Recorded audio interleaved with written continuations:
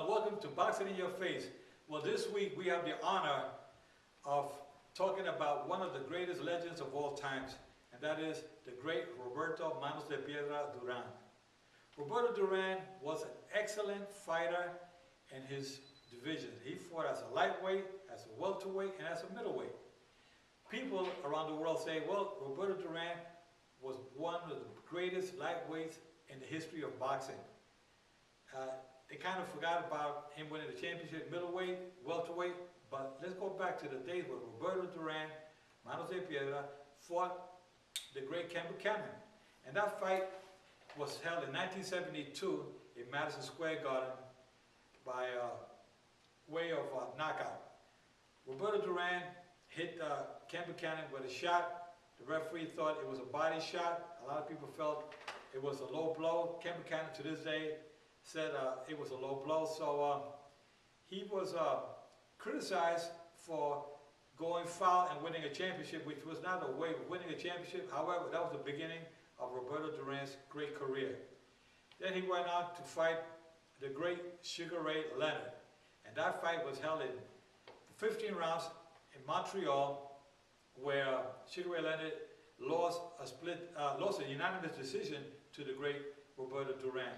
And shortly thereafter, that was in 1980, shortly thereafter they had a rematch. And the rematch, of course, was the no mas fight. Everybody remembers no mas means no more. And he turned his back on Sugar Ray Leonard in the 8th round, and it was declared a technical knockout. And to this day, the mystery question was, why did Duran quit in a fight that it was very competitive? And he said it was his stomach, he had cramps in his stomach, and a lot of people said, you know, he was starting to take a beating, and he just walked away, he quit. That's when he says, we told the referee, no mas. And so they stopped the fight, and a lot of people got turned off to Roberto Duran because of that walking away, just quitting. Nobody quits in the ring. And he said he didn't quit, he just couldn't continue because of the cramps he said he had in his stomach, and he couldn't continue. So anyway, that was the rematch fight. Then back in 1982, he fought Roberto Benitez, and that fight was held in New Orleans, and Roberto Benitez beat Roberto Duran by a unanimous decision, 15-round unanimous decision. And a lot of the fans felt that maybe Sugar Ray Leonard started to go downhill, and of course he fought then several fights, but the other great fights I hear was against, the next major fight was against Marvin Hagler. And that fight was held in Las Vegas for the Undisputed Middleweight Championship, where Hagler beat Duran by unanimous 15-round decision. And it was a close decision by most boxing fans around the world. And Duran felt like he still had something left, so he wanted to not go against one of the other great champions, and who was in his prime, and that was the great Tommy Hearns for the middleweight championship of the world. And Hearns, of course, was so superior as far as his height and his punching power. He knocked out Roberto Duran in 2 rounds. It was one of the ugliest knockouts I've ever seen in the history of boxing. One punch, Duran goes face forward. As soon as he landed, everybody knew he wasn't getting up. And that was kind of discouraging for Roberto Duran, so he decided to retire for about 2 years or so. He took a long rest, and then he wanted to make a comeback. When he made that comeback, he came back to fight for the middleweight championship against Iran Barkley. And that fight took place in Atlantic City, that I had the pleasure of refereeing, the honor of refereeing that fight. That was my 27th fight for a championship for me as a referee. And it was one of the greatest fights, and it was voted as Fight of the Year in 1989, was it? 1989 in Atlantic City. I remember there was a big snowstorm. There was about 3 feet of snow, and some of the judges had a difficult time getting there. I left early in the morning. I got there plenty of time. But let me tell you, it was one of the greatest middleweight championship fights you ever want to see. Every round got better and better and better. And Roberto Duran managed to drop Iran Barkley in the 11th round, and ended up winning by a split decision. And shortly thereafter, 1989 again, he fought against Sugar Ray Leonard. And that fight took place at the Mirage in Las Vegas, Nevada. And that was a fight that was not one of Roberto Duran's most favorite fights, because first two things, it was like 40 degrees that night outdoors. I don't know because I was one of the judges and I was freezing my butt. And I was not a referee, I was judging that fight. I believe I gave Sugar Ray Leonard, I think 10 out of 12 rounds. And it was a night where Sugar Ray Leonard put a blanket around him. He was smart enough to, in between rounds, had a blanket around him during the rest period to keep his body warm. And Duran was just with nothing on, it was freezing out there. And he managed to last the 12 rounds, but it was not a great performance by Roberto Duran. And I don't want to talk about the other fights towards the tail end of his career, because I don't want to take away from his glory days where he was really on the top of his game. Again, like I said before, a lot of the fans said he was one of the greatest. He was one of the greatest lightweights that ever lived, and that's to be questioned, because there were great guys like Armstrong, Henry Armstrong, who was a lightweight. He was a featherweight, lightweight, and welterweight champion at the same time. And that's unheard of today. Today, you fight for one championship, you got to relinquish your other title. Back in those days, they called it hammering Henry and Armstrong, and he was buzzsaw. He would fight, and how would he have measured up against Roberto Duran? Who knows? But those are two of the greatest lightweights in my book, and in many eyes of the many fans out there. Roberto Duran is definitely one of the greatest that ever lived. Now, you know, boxing is a sport that I love very much. And of course, we talk about some of these great fighters and whatnot. You look at Roberto Duran, you see him today, he walks around, he's pretty sharp, he talks very well. However, there are some fighters that sometimes don't measure up to the status of when they were so great in boxing, when today they're walking around, they're stuttering, they do not speak clearly, their voice is just, sometimes can't even understand what they're telling you. And it's a shame, because that shouldn't be that way for the sport that we have so many millions of fans around the world that I love so much. But what I'm getting at is refereeing. Referees should take a closer look at the fighters where they're taking a beating. Not necessarily in championship fights, but even in the preliminary fights, 4-round fights. Especially fighters that are getting ready for a fight. They'll fight in the gym. They'll fight in the gym like if it's a war, like a real fight. A sparring session should be a sparring session, not to go out there and knock each other's head off and see who's tougher in the gym. And this is where the trainers have to take action and try to monitor their fighters and keep them to a level where they're not taking unnecessary punishment in the ring while training, getting prepared for a fight. Now you hear about some fighters that get knocked out while sparring in the gym, and they're out there fighting a week later. And you know what? This is where the commissioners, the managers, the trainers, the fighters themselves, and family members should speak out about this. Do something about these fighters that are taking punishment, getting knocked out, and going out there and fighting in another country or another state. This has to be monitored very closely, because we don't want any tragedies in boxing. Now, you know, you had this great Sugar Ray Leonard and Roberto Duran. Back in the days when Sugar Ray Leonard was fighting, you know, he got a detached retina. And people were a little afraid that when he made that comeback after the detached retina, that he would fight and maybe lose his sight in his eye. Well, with modern day technology, you have great ophthalmologists out there that know how to work on your eyes and try to prevent further injury. But that's one thing that fighters have to do.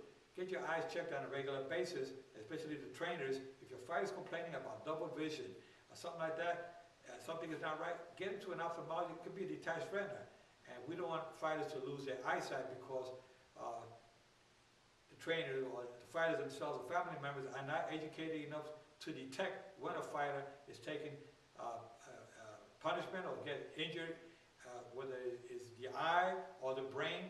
I was yesterday at the Louisville Brain Institute they have research for fighters. They're doing a survey of fighters to see exactly where they're at today, where they're going to be at 5 years from now, 10 years from now, with active fighters, and they're also doing it with fighters that are retired. They want to see the different stages of their lives, and this is where you see fighters that are suffering from Parkinson's disease, they just have memory loss or whatnot, and it's so important that when these fighters are asked to get an MRI or a CAT scan or whatever, that these reports are given a full report, not that you went and took a test and waiting for the results before you go out and fight.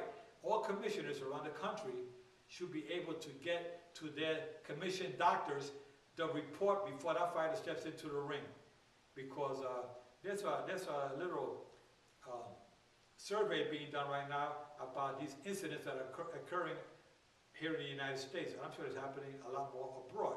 And we have to be sure that when these fighters get an MRI, that they do not fight until the results are read to the commission before the fighters fight that night.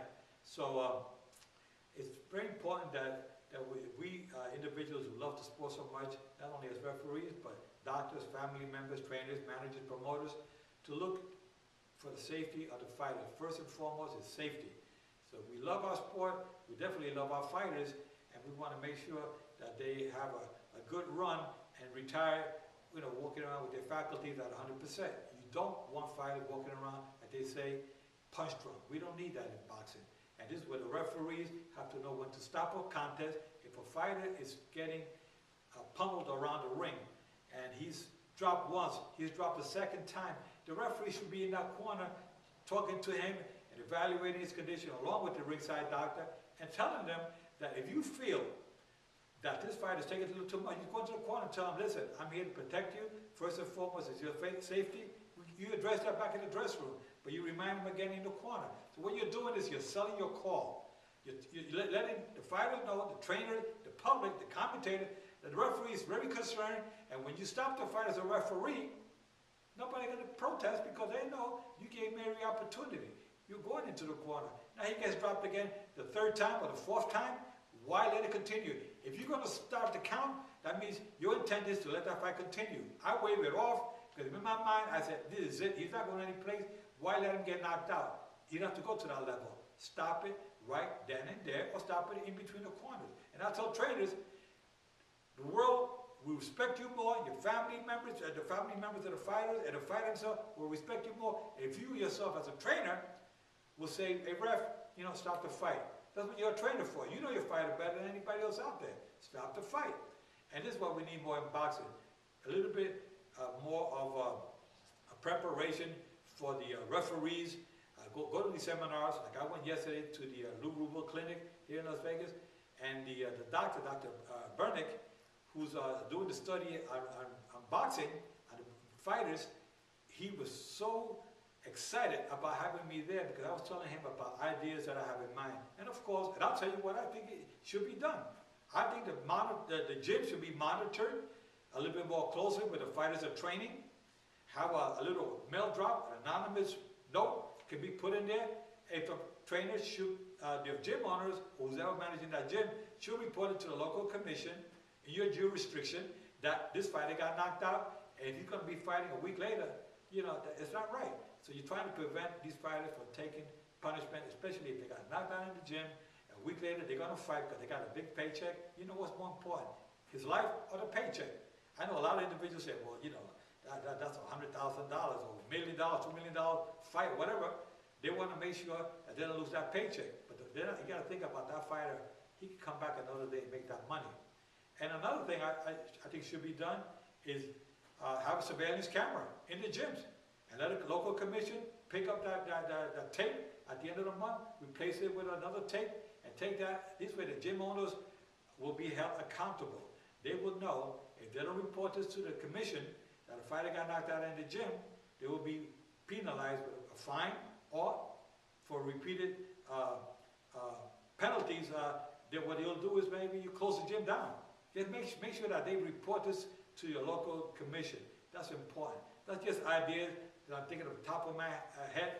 I think that we should be a little bit more forceful for the safety of the fighters. Watch out for them. You know, do the best you can so they can come back another day. Now, again, going back to Roberto Duran. Today, I see him around. He's lost so much weight. He put on so much weight. Now he's back like in fighting shape again. He's like to about 165, 170. I couldn't believe it. I said, wow, he's solid as a rock. He's solid. He looks good. Very articulate, very sharp. And I was glad to see that. And we have the great Gaspar Indian Ortega, who was never a world champion, but fought some of the greatest champions: Carmen Basilio, Tony DeMarco, Isaac Logard, Benny Kid Perret, Don Jordan, Nino Benvenuti. He only fought Griffin for the title, but that was after Gaspar Ortega had 81 professional fights. Most fighters today are 81 professional fights. They've been gone from boxing. Some fighters today, 40 fights, they're about ready to pack it in. Gaspar Ortega had 185 professional fights. He only got stopped twice. A TKO by Imba Griffith in the 13th round, and one time by Sandro Massinghi in Italy in the corner. They stopped him in the corner. But you look at Gaspar Ortega today, he's so sharp. He's very articulate about the way he carries himself, the way he speaks. I mean, he carries himself like, he said, wow, you can have 100 professional fights, no cauliflower ears. He looks sharp and very charismatic and a great person to be around with. He was my mentor. He's like a father to me. He's one that raised me when I was 12 years old. Came up the ranks as an amateur fighter myself. And today, we're trying to do the best we can to make boxing a better sport. With that said, guys, we'll see you next week. Take care.